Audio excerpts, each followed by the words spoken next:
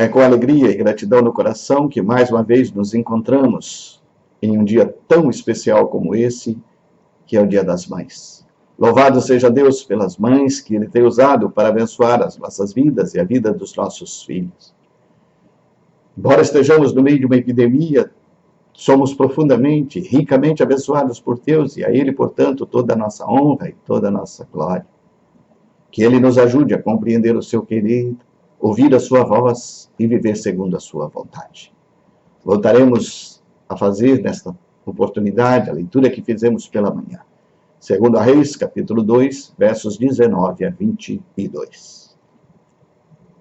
Segundo Reis, capítulo 2, versos 19 a 22. Os homens da cidade disseram a Eliseu: eis que é bem situada esta cidade, como vê o meu senhor, porém as águas são más e a terra é estéril. Ele disse: trazei-me um prato novo e ponde nele sal. E lhe trouxeram. Então saiu ele ao manancial das águas e deitou o sal nele e disse: assim diz o Senhor, tornei saudáveis estas águas e já não procederá daí morte nem esterilidade. Ficaram, pois, saudáveis aquelas águas até o dia de hoje, segundo a palavra que Eliseu tinha dito. Dia das Mães. Um dia muito especial. E conforme iniciamos nossa palavra pela manhã, uma comemoração diferente. Sem abraços, sem beijos, sem muita proximidade física, mas com muita proximidade emocional, psicológica e espiritual e com muito amor no coração. A Deus a nossa gratidão por todas as mães, por aquelas que foram escolhidas por Ele para abençoar os seus filhos e para educá-los nos seus caminhos. Para a semana que se inicia, nós temos um novo desafio para ficar ainda mais em casa. Em nosso estado, ou melhor, na cidade de São Luís, só poderão circular nos dias pares, 12 e 14 de maio, carros que tenham placas com numeração final par. Ou seja, nos dias 12 e 14, os carros que têm a terminação, o último número da placa 0, 2, 4, 6 e 8. Nos dias ímpares, 11 e 13 de maio, poderão circular aqueles carros que tenham final da numeração ímpar. 1, 3, 5, 7 e 9. Portanto, como bons cristãos, obedeçamos à orientação do nosso governo e fiquemos em casa. Façamos isso em prol da preservação da vida e da saúde de todos. Não nos arrisquemos e nem arrisquemos aqueles a quem amamos. Pela manhã, nós fizemos referência a Peter Marshall, um famoso pastor norte-americano que exerceu grande influência sobre a Igreja Presbiteriana dos Estados Unidos em meados do século passado. Ele foi reconhecido como pregador da primeira Igreja Presbiteriana de Washington e como escritor do best-seller Para Todos Sempre. Também foi reconhecido pelas orações que ele proferia como capelão no Senado norte-americano. Nos lembramos de seu famoso opúsculo denominado Guardas das Fontes, onde ele conta a história de um personagem misterioso que vivia na floresta perto de um romântico e bucólico vilarejo. Das colinas cheias de arvoredo desciam as águas cristalinas que regavam o vale, abasteciam a cidade e as casas. Aquele homem desconhecido, invisível à maioria das pessoas, meio misterioso, era o responsável pela limpeza das fontes que ali brotavam. Todos os dias ele removia o lodo, ele varria as folhas, ele desobstruía os canais e a água chegava limpinha e saudável no vilarejo. Um dia, a Câmara Municipal, analisando os gastos da administração, encontrou o salário do guarda das fontes. Acharam que ele ganhava muito, seu salário era muito alto e a sua função seria desnecessária. Acabaram por dispensá-lo. As consequências desse gesto impensado não tardaram a aparecer. As folhas apodrecidas, o entulho, o lodo, tudo foi se acumulando e foi obstruindo os canais e poluindo as águas.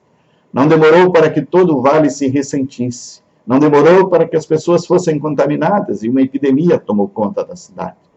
Imediatamente as autoridades se reuniram, reconheceram o erro e recontrataram o misterioso guarda das fontes.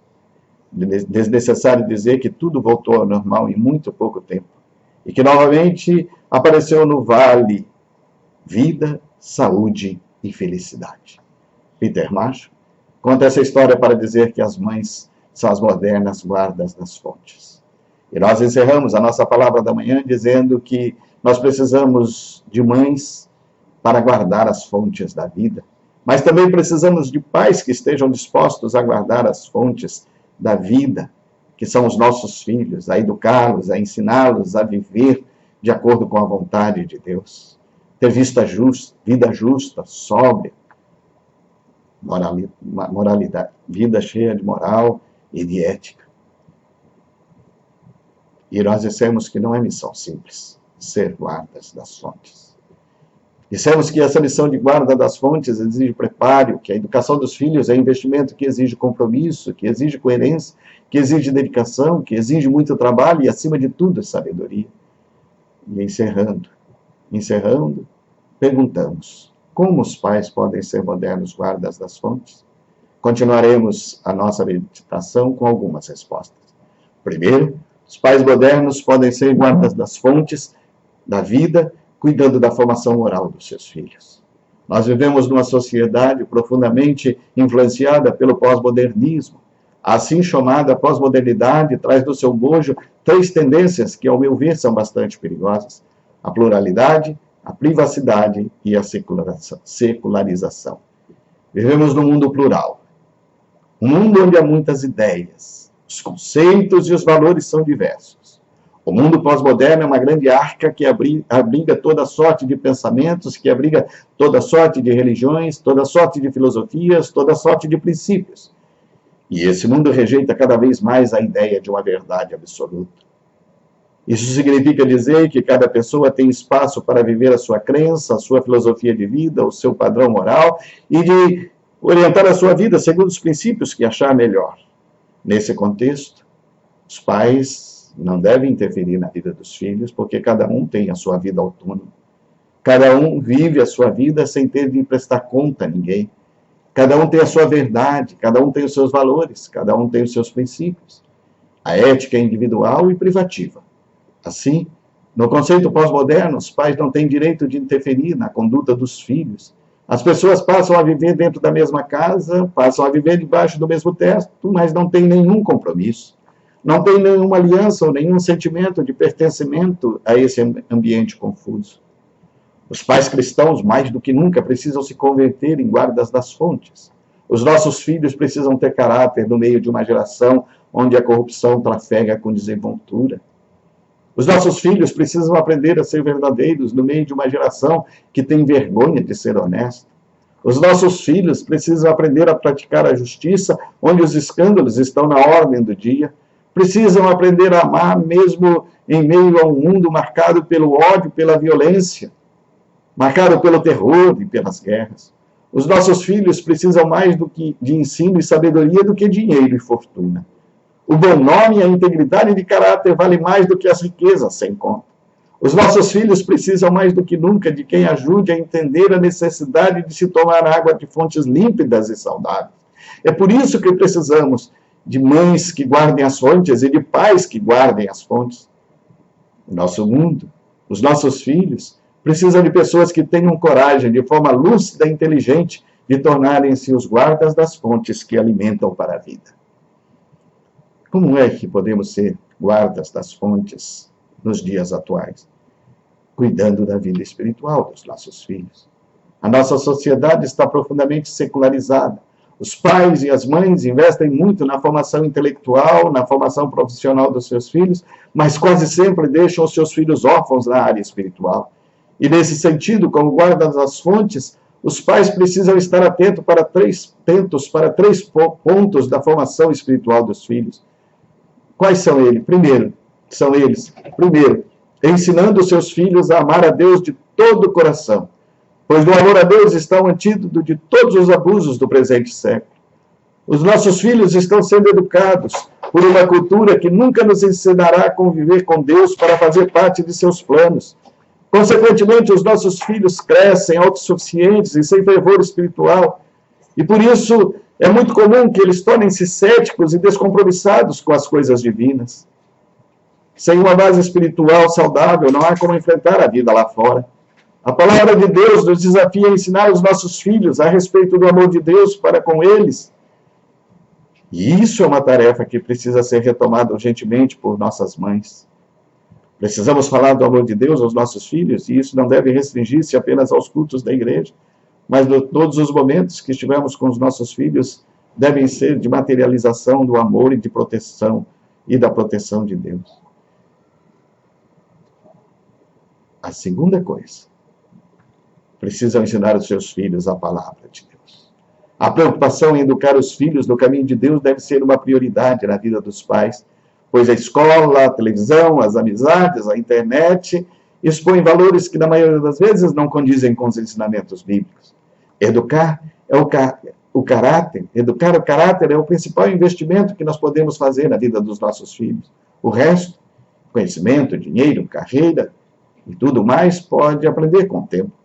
Mas conhecer a palavra de Deus é um aprendizado que deve começar muito cedo, ainda na infância, e especialmente deve começar em casa. Se você for um cristão de verdade em casa, você terá metade do serviço feito. A outra parte é concluída com as suas palavras.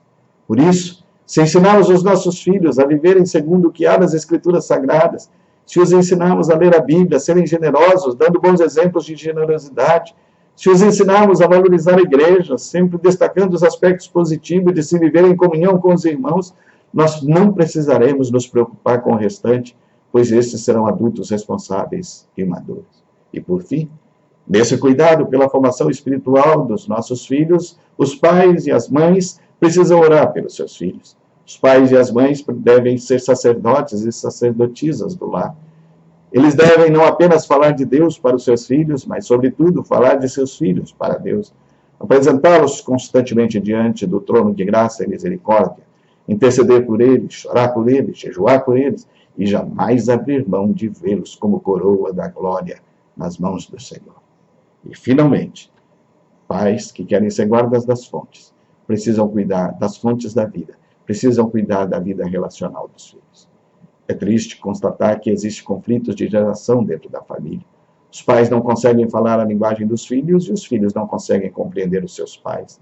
Há intransigência, há indiferença, há distanciamento nos relacionamentos dentro do lar. Ao invés de ser o lugar onde a fragrância do amor e o perfume da harmonia prevaleçam, o lar tem se convertido numa triste arena de desentendimentos sem conta. Estão aí as tristes histórias de filhos matando seus pais. A comunicação precisa ser restabelecida no relacionamento entre pais e filhos. Os corações dos pais precisam ser convertidos ao coração dos filhos, e o coração dos filhos precisam ser convertidos ao coração dos seus pais. Os pais precisam ser sensíveis às necessidades dos filhos. Precisam aprender a ouvi-los, a construir pontes de amizade, a fim de que os filhos encontrem neles apoio, encontrem encorajamento, encontrem compreensão. O lar precisa ser um lugar tranquilo, um espaço de refrigério, não um campo de batalha e contendas. O nosso lar precisa ser um lugar onde todos tenham o maior prazer de estar e para onde todos queiram sempre voltar.